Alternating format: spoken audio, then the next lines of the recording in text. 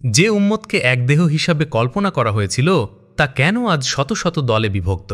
কিভাবে সামান্য ভুল বুঝাবুঝির থেকে জন্ম নেয় গভীর ঘৃণা, আর সংশোধনের নামে কেন বাড়ে বিভেদ? এই বয়ানে সেই মূল কারণগুলো তুলে ধরা হয়েছে যা আমাদের একে অপরের থেকে দূরে সরিয়ে দিচ্ছে এবং কোরআনের আলোকে পুনরায় ঐক্যবদ্ধ হওয়ার পথ বাতলে দিচ্ছেন হজরতজি মাওলানা সাদ কান্ধালবি হাফিজাহুল্লাহ। তিনি তার বয়ানে বাংলাদেশের সাথীদের উদ্দেশ্য কি বলছেন শুনি ইনশাল্লাহ। আমি গভীরভাবে লক্ষ্য করেছি, যারা শুরু থেকে কোরআনের সাথে চলবে না তারা শেষ পর্যন্ত সাথে থাকবে না। আমি এর পর্যবেক্ষণ করেছি, যারা শুরু থেকে একত্রিত হয়ে চলবে না তাদের মন সবসময় আলাদা পথে চলার জন্য এবং নিজের এলাকা, নিজের খেয়াল, নিজের বিভাগের মানুষের সাথে চলার জন্য চাইবে। এ কারণেই আমি জোর দিয়ে বলছি, আমাদের যেভাবে নামাজ কোনো ভেদাভেদ বেলা তাফরিক, কোনো বৈষম্য বেলা ইমতেয়াজ এবং কোনো উঁচু নিচু ভেদাভেদ ছাড়া উম্মতের একত্রিত হওয়ার জায়গা, আল্লাহর কসম এই দাওয়াত ও তাবলিগও সেভাবে একত্রিত হয়ে বের হওয়ার রাস্তা। নামাজের কাতারে তাদের 3 দিনের জামাত থেকে শুরু করে বিদেশের জামাত পর্যন্ত কোথাও এর সুযোগ নেই যে নামাজের কাতার এবং জামাতের সাথীদের মধ্যে কোনো পার্থক্য থাকুক। এর মাধ্যমেই উম্মত তৈরি হয়, যতক্ষণ পর্যন্ত একটি জামাতে প্রত্যেক স্তরের মানুষ না থাকবে ততক্ষণ পর্যন্ত বুঝতে হবে যে জামাত তৈরি হয়নি। যদি একটি জামাতে প্রত্যেক স্তরের মানুষ থাকে তবে সেটি জামাত, আর যদি জামাতে একটি নির্দিষ্ট স্তরের মানুষই থাকে তবে সেটি একটি শ্রেণী, তাবাকা, জামাত নয়। তো আমি আরজ করছিলাম যে সবচেয়ে গুরুত্বপূর্ণ বিষয় এটাই যে হুজুর আকরাম সাল্লাল্লাহু আলাইহি ওয়াসাল্লাম উম্মত তৈরি করেছেন। এ কারণে আল্লাহ তাআলা আপনাকে সাল্লাল্লাহু আলাইহি ওয়াসাল্লামকে উম্মতের জন্য রহমত বানিয়েছেন। উম্মতের জন্য আল্লাহ আপনাকে রহমত বানিয়েছেন। রহমতের দাবি হলো নরম মেজাজ এবং প্রশস্ত হৃদয় ওয়াসাআতে কলবি নিয়ে চলো। সংকীর্ণ মানসিকতা, তাংদিলি থেকে শ্রেণী বা দল তৈরি হয়, উম্মত তৈরি হয় না। সংকীর্ণ মানসিকতা থেকে দল তৈরি হয়, উম্মত তৈরি হয় না। উম্মত তৈরি হয় প্রশস্ত হৃদয় দিয়ে। সংকীর্ণ মানসিকতা দিয়ে দল তৈরি হয়, উম্মত তৈরি করা যায় না। উম্মত গঠনের জন্য সবচেয়ে গুরুত্বপূর্ণ জিনিস হলো প্রশস্ত হৃদয়। এই কারণে নবীকে আদেশ করা হয়েছে যে আপনি তাদের ক্ষমা করুন। জিজ্ঞাসা করা হলো, ইয়া রাসূলুল্লাহ, একজন গোলামকে কতবার ক্ষমা করা যাবে? তিনি বললেন, দিনে 70 বার ক্ষমা করে দিও, এরপর তোমার ইচ্ছা। যখন একজন গোলামকে দিনে 70 বার ক্ষমা করতে বলা হয়েছে তখন সাথী বা সঙ্গীদের কথা কি হবে? ইমানদাররা কত পর্যন্ত ক্ষমা করবে? ক্ষমার কি কোনো সীমা আছে?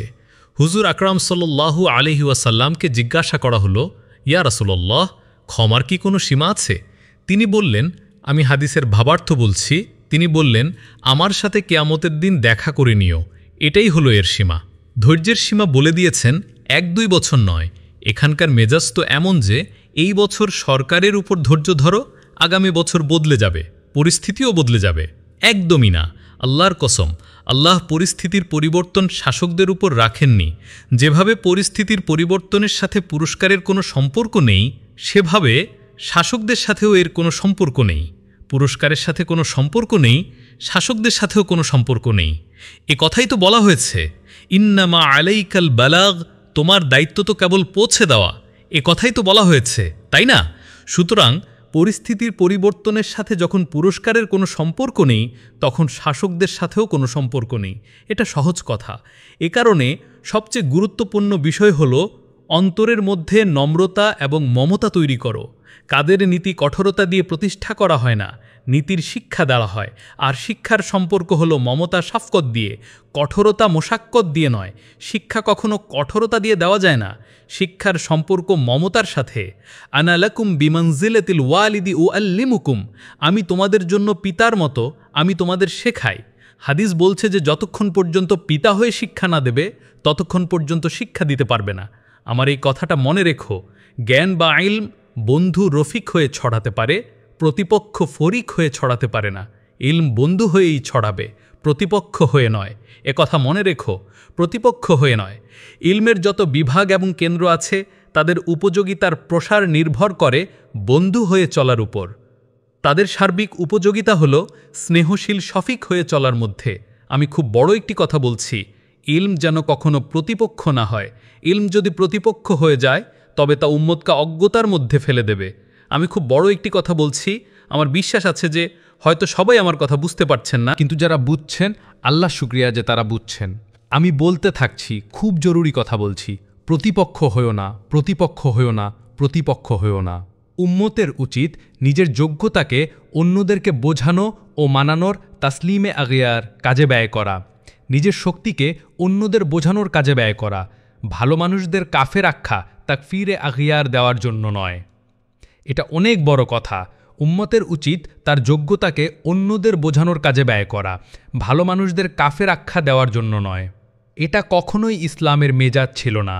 এটা কখনোই ইসলামের মেজাজ ছিল না যে একে অপরকে খণ্ডন করে সত্য প্রতিষ্ঠা করা হবে। মেজাজ এটা ছিল যে একে অপরের কথা ও কাজের ভালো ব্যাখ্যা তাউইল করে সত্য প্রতিষ্ঠা করা হবে। এটা খুব জরুরি কথা, খুব জরুরি কথা। এখন শক্তি যা প্রয়োগ হচ্ছে তা মুসলিমকে কাফের বানানোর কাজেই প্রয়োগ হচ্ছে, অন্যদের বোঝানোর কাজে লাগছে না। এটা খুবই জরুরি কথা। আমাদের বড়দের, তাদেরও বড়দের, এমনকি নবুয়ত পর্যন্ত মেজাজ এটাই ছিল যে যে ভুল করে তার সাথে প্রথমে মমতার, শাফকাতের আচরণ করো। যদি সে না মানে তবে তাকে তার অবস্থার উপর ছেড়ে দাও, তাকে তার অবস্থার উপর ছেড়ে দাও। কারণ আল্লাহ রব্বুল ইজ্জত যেভাবে তার কোরআনের রক্ষক, সেভাবেই তিনি কোরআনের মধ্যে নাজিল হওয়া আহকামেরও রক্ষক। ইন্না নাহনু নাজ্জালনা যিকরা ওয়া ইন্না লাহু লাহাফিজুন। নিশ্চয় আমিই কোরআন নাজিল করেছি এবং আমিই এর রক্ষক। উম্মত কখনো পথভ্রষ্টতার উপর একত্রিত হবে না, উম্মত কখনো গুমরাহির উপর একত্রিত হবে না। কিন্তু যদি কোনো মন্দ কাজ থেকে ফেরানোর জন্য মন্দ পন্থাই অবলম্বন করা হয়, তবে মন্দ কাজের পরিমাণ আরও বাড়বে, মন্দ কাজ শেষ হবে না। মন্দ কাজ থেকে ফেরানোর জন্য ভালো পথ দেখানো হয়েছে, মন্দ কাজ থেকে ফেরানোর জন্য মন্দ পথ দেখানো হয়নি। এ কারণে মন্দ কাজ থেকে ফেরানোর সময় অন্য মন্দ কাজ থেকে বাঁচো, মন্দ কাজ থেকে ফেরানোর সময় গীবত থেকে বাঁচো, মন্দ কাজ থেকে ফেরানোর সময় অপবাদ থেকে বাঁচো, মন্দ কাজ থেকে ফেরানোর সময় মুসলমানকে অপমান করা থেকে বাঁচো, মন্দ কাজ থেকে ফেরানোর সময় ওই মুসলমানের মন্দ কাজকে প্রচার করা থেকে বাঁচো। নতবা আল্লাহর কসম, জিনা করা তত বড় গুনাহ নয় যত বড় গুনাহ হলো জিনার খবর প্রচার করা। জিনার খবর প্রচারকারী হলো ফাসাদ সৃষ্টিকারী, মুফসিদ। জিনাকারী তত বড় ফাসাদ সৃষ্টিকারী নয়। এখানে ফাসাদ দুজনের মধ্যে সীমাবদ্ধ, এখানে ফাসাদ কেবল দুজনের মধ্যে, কিন্তু এর খবর প্রচারকারী জিনাকে ছড়ায়, জিনাকে ব্যাপকতা দেয়। এটা তো তার উপর একটি ভিন্ন গুনাহ। আর গীবত করা জিনার চেয়েও মারাত্মক। হাদিসে স্পষ্টভাবে গীবতকে আসাদ্দু মিনা জিনা, জিনার চেয়েও কঠিন বলা হয়েছে। এ কারণে শিক্ষা দেওয়া হয় মমতা দিয়ে, শিক্ষা দেওয়া হয় মমতা দিয়ে। আপনার মসজিদে একজন লোক পেশাব করেছিল, সাহাবারা তাকে থামাতে দৌড়ে গেলেন, কিন্তু তিনি বললেন, না, ওকে পেশাব করতে দাও, ওকে শেষ করতে দাও, থামিও না, এতে ওর পেশাব আটকে যাবে, কষ্ট হবে। তিনি মমতার আচরণ করলেন, ওকে পেশাব করতে দাও। সে মসজিদে তার পেশাব করা শেষ করল। তার এই নিয়ম বহির্ভূত কাজকে ছোট করে দেখা হলো। বলা হলো, এক বালতি পানি ঢেলে দাও, মসজিদ পবিত্র হয়ে যাবে। কি অসাধারণ ব্যাপার! কেন?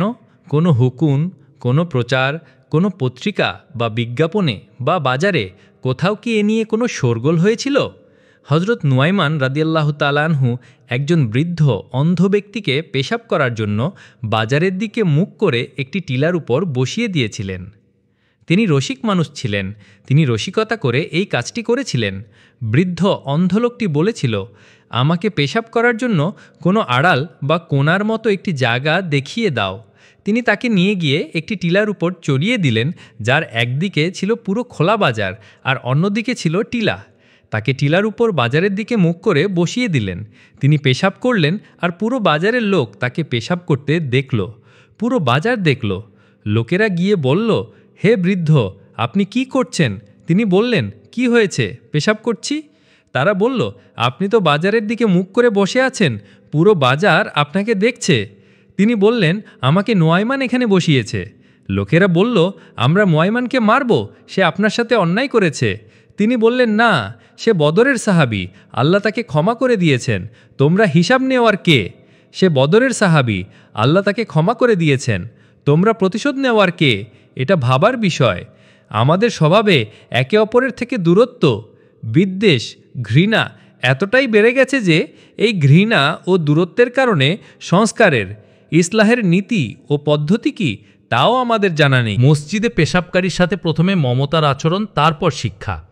তাকে ডেকে এনে বোঝানো হলো মসজিদ এই কাজের জন্য তৈরি হয়নি। এ তো ছিল একজন সাধারণ মানুষ। আমরা তো নীতির চক্করে পড়ে না জানি কত পুরনো সম্পর্ককে নষ্ট করে দেব, কত পুরনো সম্পর্ককে নষ্ট করে দেব নীতির চক্করে, যে এটাই নীতি। সেখানে একজন সাধারণ মানুষের সাথে এমন আচরণ করা হচ্ছে, একজন সাধারণ মানুষের সাথে আচরণ হলো তাকে মারা যাবে না, ধমকানো যাবে না, তিরস্কার করা যাবে না, বরং ডেকে এনে বোঝাতে হবে। কারণ একজন মুসলমানের মর্যাদা বাইতুল্লাহর চেয়েও ঊর্ধ্বে, আর দুনিয়ার সমস্ত মসজিদ বাইতুল্লাহর চেয়ে নিম্ন মর্যাদার। এ কারণেই আপনি তাকে ধমকাননি, মারেননি, বরং সাহাবাদের বলেছেন এখানে এক বালতি পানি ঢেলে দাও, মসজিদ পবিত্র হয়ে যাবে, আর তাকে ডেকে এনে বুঝিয়ে দিলেন। বর্ণনায় এতটুকুই আছে। সে ব্যক্তি গিয়ে আপনার শিক্ষাদানের পদ্ধতির কথা ঘোষণা করে দিল যে এসো এনার কাছ থেকে শেখো, এখানে দিন পাওয়া যাবে। এটাই হলো শেখানোর পদ্ধতি।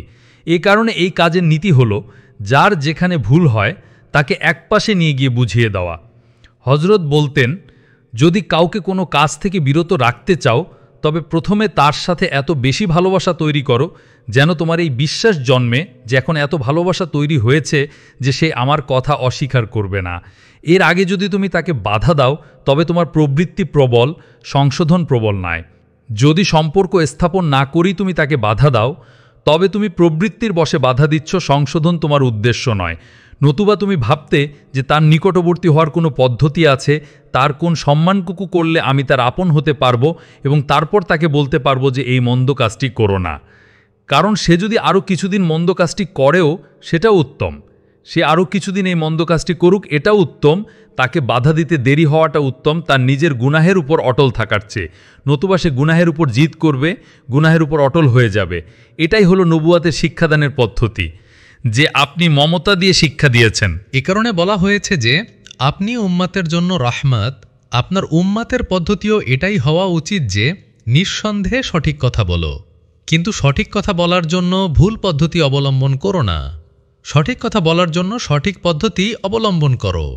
মসজিদে ইমামের ভুল হয়ে গেল, একটি অক্ষর ভুল পড়লেন। এখানে যেখানে লোকমা দেওয়ার কথা ছিল, যেখানে লোকমা দেওয়ার দরকার ছিল, সেখানে তো ভুলটা গিলে ফেললেন।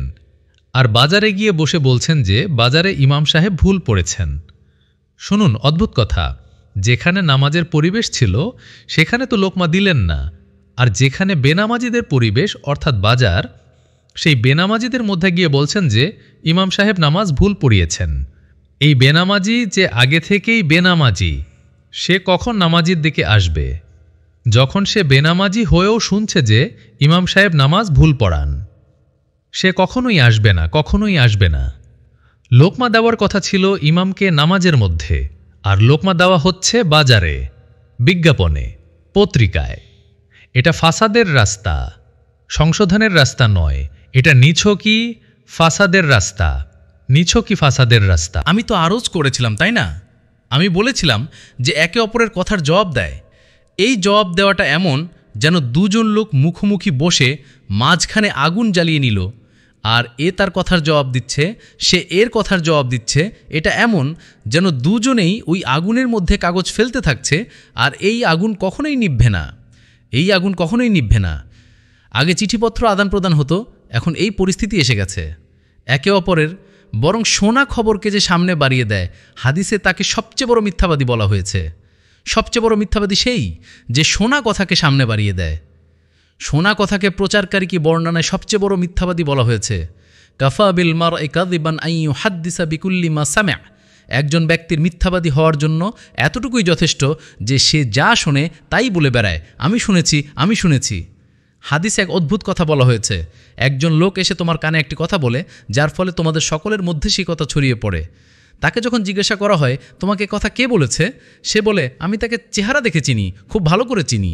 এমন চেহারা, নুরানি চেহারা, দেখতে একদম নেককার, দিনদার, তাহাজ্জুদ গুজার মনে হয়। তার চেহারায় সিজদার চিহ্ন আছে, আমি তাকে দেখলে ভালো করে চিনতে পারবো, কিন্তু নামই চিনি না। আল্লাহর কসম, হাদিসে আছে যে সে ছিল শয়তান। আল্লাহর কসম, হাদিসটি এমনই, সে ছিল শয়তান, যে তোমাদের মধ্যে কথা ছড়িয়ে দিয়ে গেছে। এটাই হলো আসল কথা। হাদিসে স্পষ্টভাবে বলা হয়েছে যে এ ছিল শয়তান, আজ এই রূপে এসেছে, ভবিষ্যতে আর কখনো এই রূপে আসবে না। এটা দেখা উচিত যে মুমিনের ব্যাপারে কুধারণা, মুমিনের ব্যাপারে তো এতদূর পর্যন্ত হুকুম যে যদি নিজের চোখে কাউকে জাগ্রত অবস্থায় সজ্ঞানে জিনা করতেও দেখে তবুও নিজের চোখকে বলবেন না আমার চোখ ভুল দেখেছে, মুমিন জিনা করতে পারে না। এখানে তো শোনা খবরের উপরই বিশ্বাস স্থাপন করা হয়। আর সেখানে নিজের চোখে দেখেও দেখো তো শুধু স্বামী স্ত্রীর মধ্যে সম্পর্কটা যেন টিকে থাকে, ঘরের দুজন সদস্য, এই দুজনের মধ্যে সম্পর্ক টিকিয়ে রাখার জন্য আব্দুল্লাহ ইবনে রাবাহ রাদিয়াল্লাহ তার দাসীর কাছে গিয়েছিলেন। তার স্ত্রীর রাগ হলো, স্ত্রীর সেই রাগ দূর করার জন্য এবং নিজেদের ভালোবাসা টিকিয়ে রাখার জন্য তিনি স্ত্রীকে পরিষ্কার বললেন যে আমি দাসীর কাছে যাইনি, অথচ তা হালাল, দাসী হালাল। তিনি বলছেন যে আমি দাসীর কাছে যাইনি। স্ত্রী বললেন আল্লাহর কসম আমার চোখই ভুল দেখেছে, আল্লাহ এবং আল্লাহ রাসূলের কথাই সত্য। দেখো আমার কথা মনে রেখো, একটি ঘর একটি পরিবার নিজেদের মধ্যে ভালোবাসা তৈরি করার জন্য যদি মিথ্যা বলা ছাড়া চলতে না পারে তবে এই পুরো উম্মত একে অপরের ওপর মিথ্যা অপবাদ দিয়ে কিভাবে একত্রিত হতে পারে এই মেজাজও তৈরি করা হয়েছিল। এই কারণে আমি জোর দিয়ে আর্জ করছি যে মন্দ কাজ থেকে বাধা দেওয়া নিঃসন্দেহে একটি হুকুম, কিন্তু মন্দ কাজকে মন্দ পন্থায় বাধা দেওয়া সবচেয়ে বড় হারাম। মন্দ কাজকে গীবতের মাধ্যমে বাধা দেওয়া, মন্দ কাজ থেকে প্রকাশ্যে বাধা দেওয়া। আমার এই কথা সবসময় মনে রেখো, ভালো কাজের দিকে ডাকা প্রকাশ্যে হতে পারে কিন্তু মন্দ কাজ থেকে বাধা দেওয়া প্রকাশ্যে নয়, কারণ মন্দ কাজ থেকে প্রকাশ্যে বাধা দেওয়া মানে হলো মন্দ কাজেরই প্রচার করা। হযরত ওমরের একটি উক্তি আছে, আমিতুল বাতিলা বিতারকি জিক্রিহি, বাতিলকে তার আলোচনা ছেড়ে দিয়ে হত্যা করো। বাতিলকে মারতে চাইলে তার আলোচনা ছেড়ে দাও, বাতিল নিজেই মরে যাবে। তো আমি আর্জ করছিলাম যে একটি কথা হলো সাথীদের সাথে নরম মেজাজে চলো, আর শিক্ষা দাও নম্রতার সাথে, এবং মুসলমানের গোনাকে গোপন করো, যতক্ষণ সম্ভব গোপন করো। গোনাকে গোপন করাই হলো পরিবেশকে পবিত্র রাখা। গোনাহের প্রচার করা হলো পরিবেশকে সবচেয়ে বেশি নোংরা করা। মুমিনের গোনাকে গোপন করো, যতক্ষণ সম্ভব গোপন করো। একজন ব্যক্তি এসে হযরত ওমরের কাছে আর্জ করলেন যে আমার মেয়ের দ্বারা জিনা হয়ে গেছে আর তার কুমারিত্ব নষ্ট হয়ে গেছে, আজ অন্য জায়গা থেকে তার বিয়ের প্রস্তাব এসেছে। এটা তো একটা চুক্তি, একটা লেনদেন। আমাদের কর্তব্য হলো আমরা ছেলের পরিবারকে আমাদের মেয়ের অবস্থা জানিয়ে দিই, এরপর তাদের ইচ্ছা তারা বিয়ে করবে কি করবে না। হযরত উমরকে জিজ্ঞাসা করা হলো যে আমিরুল মুমিনিন, আমরা কি ছেলের পরিবারকে মেয়ের এই দোষের কথা বলে দেব যে আমাদের মেয়ের দ্বারা আগে কখনো জিনা হয়ে গিয়েছিল? হযরত উমর বললেন, যদি তোমরা মেয়ের এই অবস্থা ছেলের পরিবারকে বলো তবে আমি তোমাদের এমন কঠিন শাস্তি দেব। আর আমি মনে করি হযরত উমর হয়তো সবার সামনে এমনই শাস্তি দিতেন যেটা তার জিনা করার চেয়েও বড় শাস্তি হতো। তিনি বললেন, আমি তোমাদের দুজনকেই স্বামী স্ত্রী অর্থাৎ মেয়ের বাবা মাকে এমন শাস্তি দেব যে সমস্ত দেশ যেখানে ইসলাম ছড়িয়ে পড়েছে তাদের সকলের জন্য তোমাদের এই শাস্তি একটি দৃষ্টান্ত বা ইবরত হয়ে থাকবে যদি তোমরা মেয়ের এই অবস্থা ছেলের পরিবারকে বলো। তার বিয়ে এমনভাবে দাও যেভাবে একজন পবিত্র মেয়ের বিয়ে দেওয়া হয়। আল্লাহু আকবার। ভেবে দেখো তো কোথায় ছিল তাদের চিন্তা আর কোথায় আমাদের চিন্তা। আমরা তো অপেক্ষা করতে থাকি কখন কার দ্বারা কোনো ভুল হবে আর আমরা তাড়াতাড়ি তা প্রচার করব যাতে সে তার মর্যাদা থেকে নিচে পড়ে যায়। আল্লাহর কসম, কোনো মুসলমানকে অপমানকারী ব্যক্তি আল্লাহর নজর থেকে আগেই পড়ে গেছে। যে আল্লাহর নজর থেকেই পড়ে গেছে সে অন্য কাউকে আল্লাহর নজর থেকে ফেলতে কিভাবে সফল হবে? এটা সহজ কথা। এ কারণে নিঃসন্দেহে মন্দ কাজ থেকে নিষেধ করা, নাহি আনিল মুনকার, একটি বড় ফরজ কাজ। কিন্তু আল্লাহর কসম, এই ফরজ কাজেরও একটি নির্ধারিত পদ্ধতি আছে, ঠিক যেমন নামাজ আদায়ের একটি নির্ধারিত পদ্ধতি আছে। যেভাবে নামাজ তার পদ্ধতি থেকে সরে গেলে ফাসাদ সৃষ্টিকারী বা মুফসিদ হয়ে যায়, যেভাবে নামাজ তার পদ্ধতি থেকে বিচ্যুত হলে ফাসাদ সৃষ্টিকারী হয়ে যায়, সেভাবেই নাহি আনিল মুনকারের ফরজ কাজটিও তার পদ্ধতি থেকে বিচ্যুত হলে সবচেয়ে বড় ফাসাদ সৃষ্টিকারী হয়ে যায়। ভুল পদ্ধতির নামাজ তো তার এবং আল্লাহর মধ্যকার সম্পর্কের মধ্যে ফাসাদ তৈরি করবে। ভুল পদ্ধতির নামাজ তো তার এবং আল্লাহর মধ্যকার সম্পর্কের মধ্যে ফাসাদ সৃষ্টি করবে, কিন্তু মন্দ কাজ থেকে নিষেধ করার পদ্ধতির বিচ্যুতি তার এবং উম্মতের মধ্যে ফাসাদ সৃষ্টি করবে। এ কারণে বলা হয়েছে যে মুমিনের কাজের ভালো ব্যাখ্যা তাবিল করো। তাবিল করার অর্থ কি? তাবিল করার অর্থ হলো পুরো চেষ্টা এই কথার উপর লাগিয়ে দাও যেন মুমিনের গুনাহ প্রমাণিত না হয়, মুমিনের অপরাধ যেন প্রমাণিত না হয়। এর উপর শক্তি লাগিয়ে দাও যেন মুমিনের অপরাধ প্রমাণিত না হয়। ভাই দোস্ত, উম্মতের ঐক্য নষ্ট হওয়ার সবচেয়ে বড় কারণ হলো আমাদের সংকীর্ণতা, একে অপরের ভুলকে বড় করে দেখা আর ক্ষমার জায়গায় কঠোরতা দেখানো। অথচ রাসূল সাল্লাল্লাহু আলাইহি ওয়াসাল্লাম আমাদের শিখিয়েছেন উম্মত গঠনের পথ হলো নরম মেজাজ, প্রশস্ত হৃদয় আর মমতা।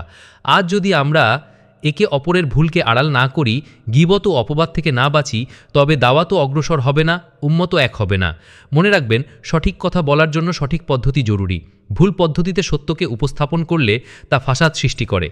তাই আসুন আমরা নিজেদের সংশোধন করি, ভাইয়ের দোষকে আড়াল করি, মমতা দিয়ে শিক্ষা দেই, আর উম্মতের ঐক্যের জন্য দোয়া করি। আল্লাহর কাছে দোয়া করি তিনি যেন আমাদের অন্তরে প্রশস্ত হৃদয়, নরম মেজাজ এবং উম্মতের ঐক্যের তৌফিক দান করেন। এভাবেই এ উম্মত আবার এক দেহের মতো হবে ইনশাআল্লাহ।